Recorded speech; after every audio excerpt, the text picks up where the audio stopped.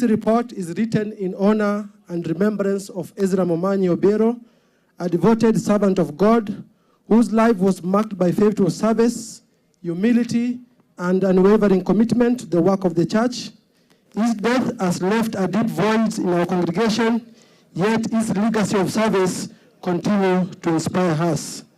Ezra was a faithful church member, a deacon, a chorister, assistant choir director, the church communication leader, and a council member of several church departments, including AMO, where he served as a spiritual leader. Ezra Momanyi Obero joined Kisii New Life SDA Church in the year 2015, transferring his membership from Kisii University SDA Church. Ezra Momanyi Obero married his lovely wife, the late Ellen Kemunto Mariaka, in a colorful church wedding, which was held on 28th of October 2018. He was ordained as a deacon on 21st of January 2021. In his service as a deacon, Ezra served with great diligence, integrity, and a genuine heart for God's people. He supported church membership, assisted in worship service, and was always willing to take responsibility where needed. His conduct reflected biblical qualities of a deacon, faithful, disciplined, and full of compassion. In ministry, music, and worship, Ezra was a dedicated chorister and an assistant music leader, using his God-given talents to lead the congregation in meaningful worship. Through song, he encouraged unity, reverence, and spiritual growth. His leadership in music uplifted services and helped draw many closer to God. He was an inceptor and the chair of the Christ Adoration Choir until his demise. His deep voice, which reverberated well, will forever be missed. Beyond his official roles, Ezra was a committed royal church member. He participated actively in church programs, supported fellow members, and demonstrated love and respect to all. His presence was a source of encouragement, and his life reflected Christian values both within and outside the church. His support for church development as a resource mobilizer is highly appreciated. As a communication leader, his role as a communication leader, Deacon Ezra ensured effective information flow within the church. He supported coordination of activities, announcement, and messaging, helping to strengthen unity and organization among members.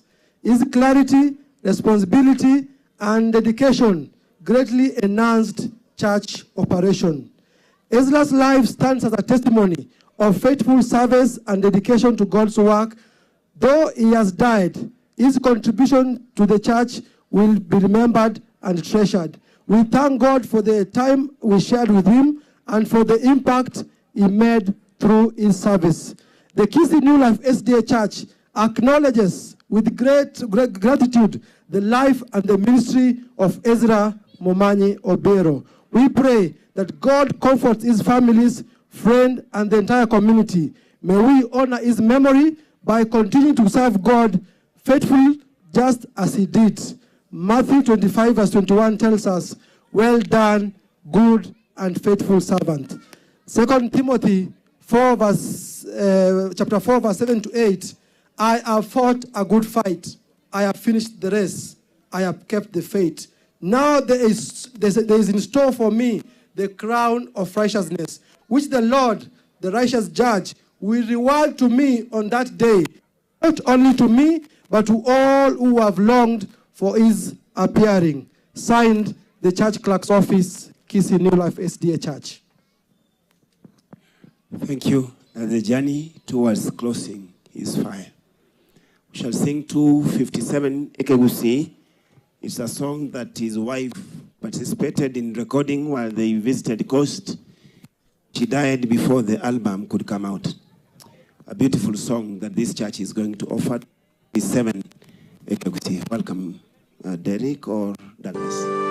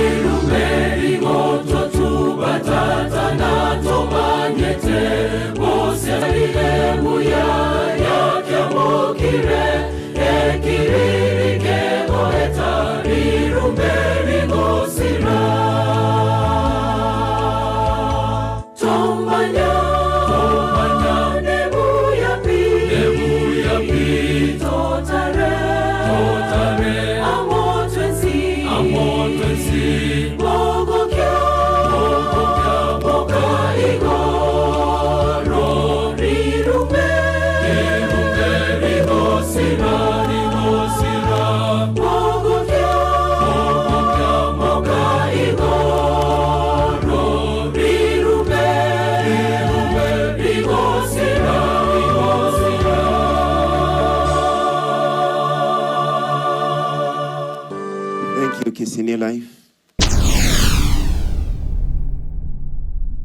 Get the point.